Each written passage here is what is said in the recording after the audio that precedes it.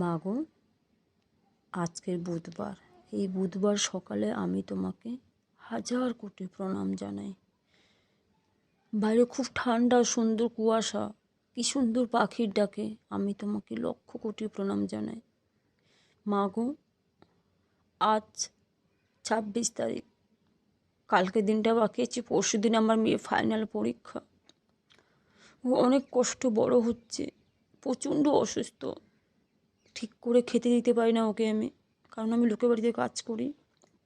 ওর ডাক্তারে খরচাতি চালাতে হয়, সমস্ত কিছু করে আমাকে চালাতে হয়। আমি কোথায় পাবো মা? তুমি তো জানো কাজের বাজার খুব খারাপ, তুমি ওকে রক্ষা করো মা।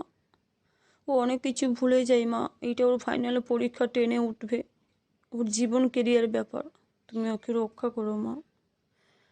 আর প্রতিটা ভক্ত অনেক কষ্ট পাচ্ছে, অনেক কান্নাকাটি করে, কারুর সন্তান নেই, কারুর সন্তান অসুস্থ।